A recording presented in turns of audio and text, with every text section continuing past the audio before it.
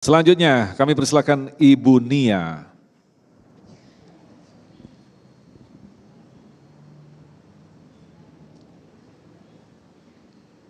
Assalamualaikum warahmatullahi wabarakatuh. Bismillahirrahmanirrahim. Izin bertanya Habib Kiai, bagaimana cara mengingatkan kepada teman yang menurut pandangan kita bersifat sombong, iri, dengki tanpa menyinggung perasaan teman tersebut? Waalaikumsalam warahmatullahi wabarakatuh. Waalaikumsalam. Ini menarik sekali nih, bagaimanakah kita memberikan nasihat. Kadang-kadang ketika memberikan nasihat, sok tahu kamu. Nah, ini. Jadi yang sombong siapa sebenarnya? Silakan, Yai. Baik, Bapak Ibu yang dimuliakan oleh Allah Subhanahu wa taala. Memang sombong, dengki ini bukan hanya merusak diri seseorang, tapi juga bisa merusak orang lain, lingkungan, bahkan peradaban bisa rusak gara-gara ada orang yang sombong, dengki, dan penyakit-penyakit hati lainnya.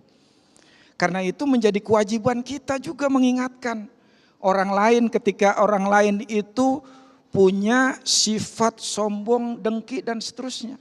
Kenapa? Karena jarang yang sadar orang punya penyakit hati itu. Kita kalau panu sedikit aja udah resah kita.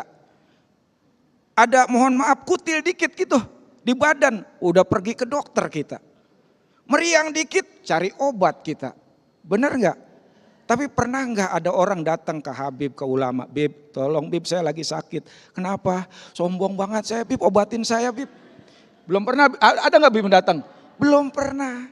Karena jarang orang sadar. Karena itu harus kita ingatkan terus. Kenapa? Karena bukan hanya merusak tapi menghambat kemajuan suatu masyarakat. Ibu-ibu tahu nggak? Nelayan kalau dia menangkap kepiting itu dimasukkan ke wadah, wadahnya tidak ditutup. Dan tidak ada yang kabur satupun kepiting. Kenapa? Karena kalau ada kepiting yang naik dikit, ditarik lagi sama temennya. Naik dikit, ditarik lagi sama temennya. Begitu seterusnya sehingga tidak ada satupun yang bisa keluar dan naik keluar itu. Kenapa? Karena tadi dengkinya itu luar biasa. Jadi orang yang dengki adalah makhluk yang bernama kepiting. Jadi kalau kita lagi nongkrong ada orang datang suka dengki, awas kepiting datang kepiting. Nah bagaimana caranya itu? Pertama kita cari orang yang dia hormati. Masing-masing orang kan punya idola. Masing-masing orang punya orang yang dia takzimi, yang dia muliakan. Gurunya siapa? Ngomong sama gurunya. Kalau orang tuanya nggak mempan, gurunya dicari. Ceritakan persoalannya. Jadi jangan nggak niat membenarkan, merubah, malah ceritain ke orang lain. Ini yang nggak boleh. Cari ya. Kalau itu kemudian nggak mempan juga, kita coba cara pendekatan, kasih hadiah. Kasih hadiah. Kita selalu berbuat baik tuh sama orang itu.